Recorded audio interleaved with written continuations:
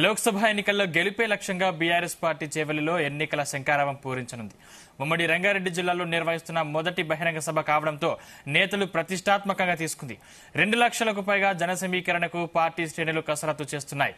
సాయంత్రం 5 గంటలకు జరిగే ఈ ప్రజా ఆశీర్వాద సభకు బీఆర్ఎస్ అధినేత కేసీఆర్ హాజరు కానున్నారు. ఈ సభ ద్వారా కేసీఆర్ పార్టీ శ్రేణుల్లో సమరోత్సాహాన్ని నింపనున్నట్లు తెలుస్తోంది. చేవెళ్లలోని ఫరా ఇంజనీరింగ్ కళాశాలలో జరిగే బహిరంగ సభ ఏర్పాట్లు పూర్తయ్యాయి. ప్రధాన కూడళ్లు, రహదారుల వెంట గులాబీ ఫ్లెక్సీలు, జెండాలతో పాటు ప్రజలు దూరం నుంచి సభను వీక్షించేందుకు ప్రత్యేక స్క్రీన్లు ఏర్పాటు చేశారు.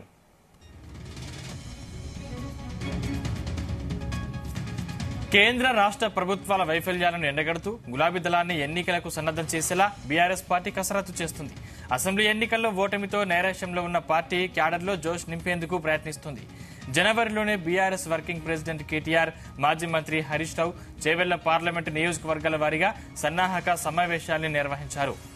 చేవెళ్లతో పాటు మహబూబ్ నగర్, నాగర్ కర్నూల్, భువనగిరి, మల్కాజ్గిరి పార్లమెంటు స్థానాలతో రంగారెడ్డి జిల్లాకు ఉన్న అనుబంధంతో కేసీఆర్ ఉమ్మడి రంగారెడ్డి జిల్లాపై ప్రత్యేక ఫోకస్ పెట్టారు.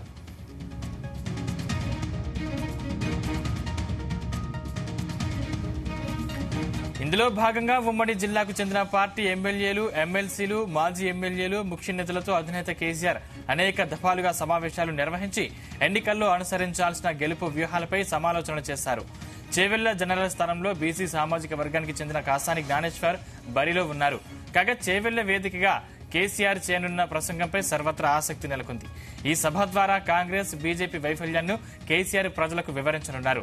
కాంగ్రెస్ పాలనలో నెలకొన్న కరువు, సాగు, తాగునీటి సమస్యలు, వివిధ వర్గాల ప్రజానీకం ఎదుర్కొంటున్న ఇబ్బందుల్ని ప్రస్తావించనున్నారు. ఇప్పటికే కేసీఆర్ జనగామ, సూర్యాపేట, యాదాద్రి భువనగిరి, కరీంనగర్, సిరిసిల్ల జిల్లాల్లో ఎండిన పంటలను పరిశీలించి రాష్ట్ర ప్రభుత్వ వైఖరిని ఎండగట్టారు.